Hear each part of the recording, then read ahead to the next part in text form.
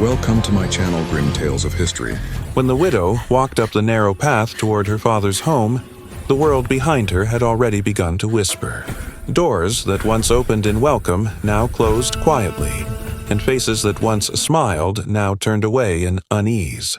It was not that she had sinned, nor that she had wronged anyone, but sorrow has a strange way of making others uncomfortable. People do not know how to stand beside grief. They prefer to offer quick prayers and move on, fearing the silence that comes when words no longer heal. Yet, in that silence, something sacred was beginning to unfold. Her journey was not one of defeat, but of revelation. She sought no pity, only the warmth of a father's understanding, the kind of love that expects nothing, that listens without judgment. When she reached his door, her heart was heavy, but not broken. It still beat with faith, though wrapped in the ache of loneliness. Her father, old and frail, looked at her with eyes that had seen too much of the world's cruelty and yet never lost their tenderness. Without asking a question, he opened his arms, and in that simple act, the truth of love was revealed.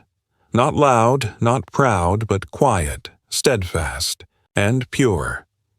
What happened after she arrived was not recorded in grand words or noble gestures. There were no witnesses, no applause.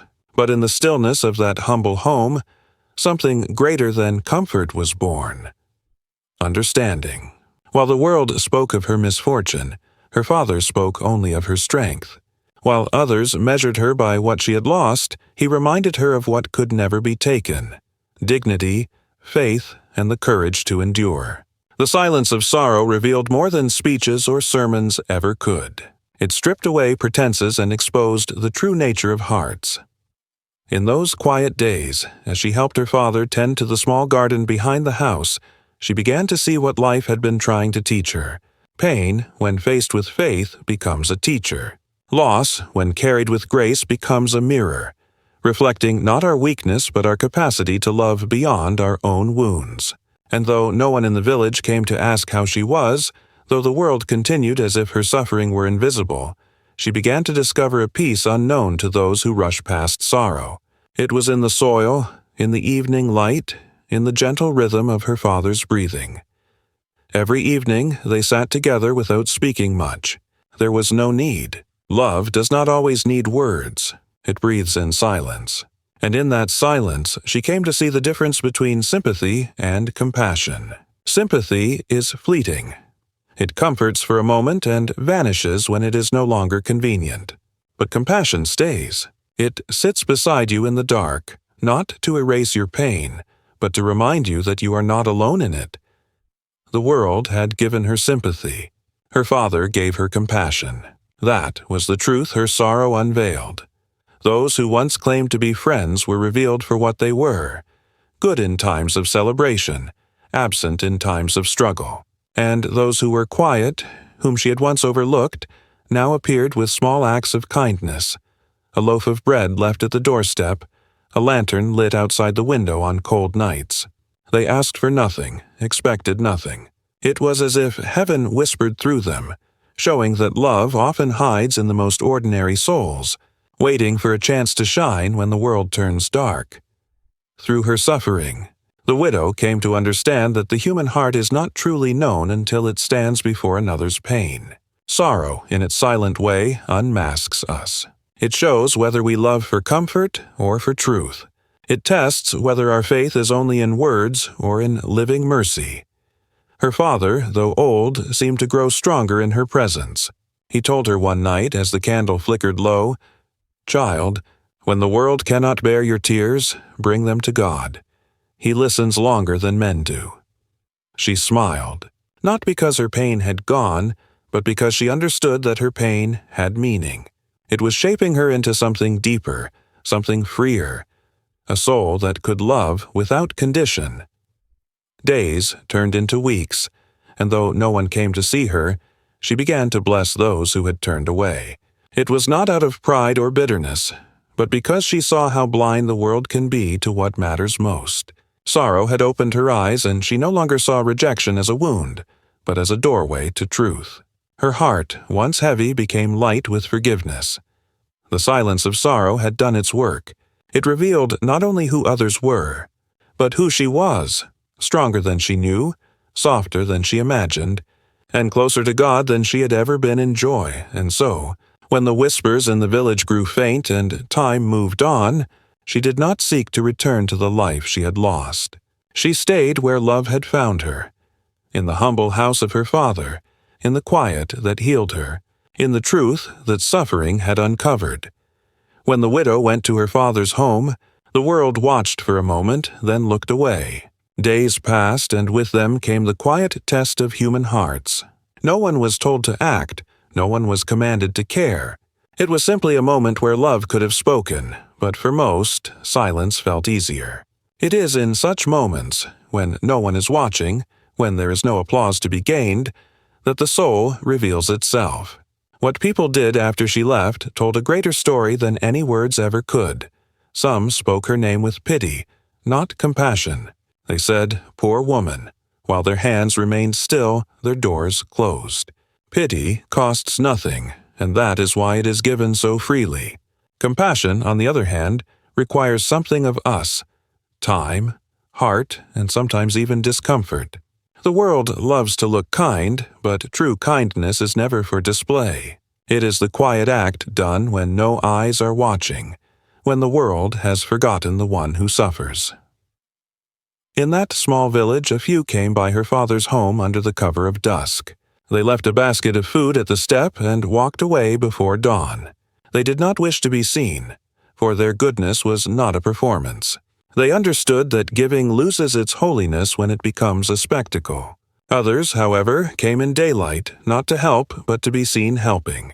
Their smiles were rehearsed, their comfort rehearsed even more. When they left, they spoke of their own generosity, not of her need. And so, even charity became a mirror, reflecting not holiness, but vanity. The father watched all this quietly.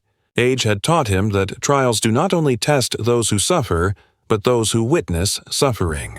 He said to his daughter one evening, "Child, when misfortune visits a home, it is not only that home being tested, it is every heart that knows of it."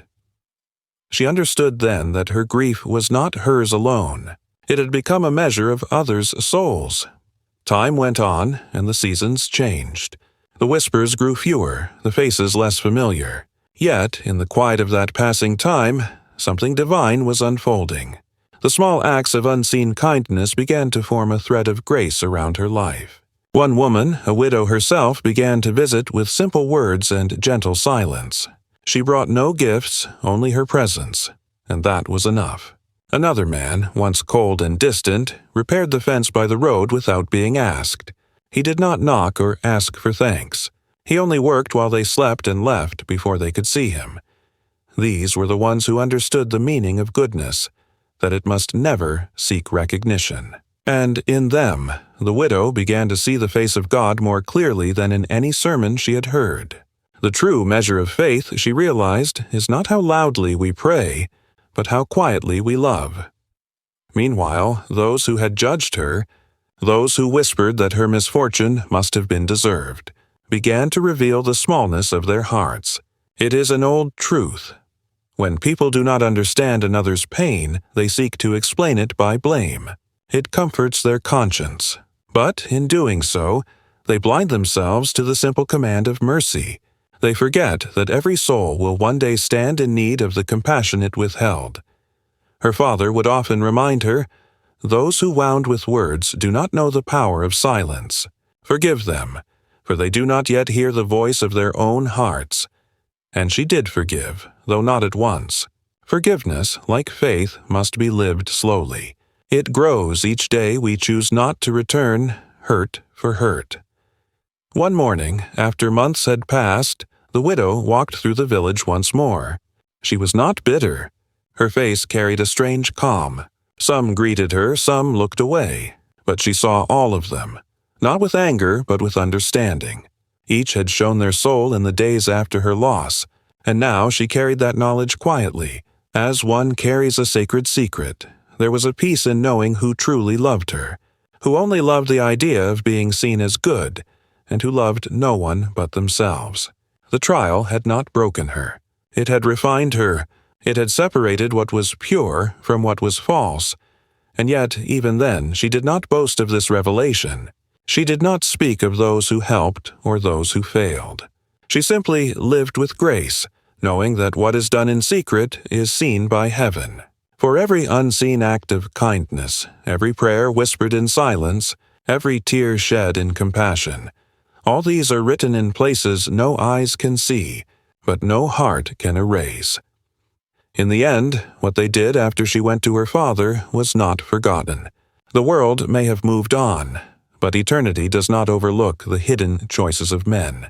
For it is not the grand gestures that define a soul, but the quiet deeds done without witness. And so, when the story of her suffering was complete, it was not tragedy that remained, but truth, that the worth of a heart is revealed not when the crowd applauds, but when no one is watching at all.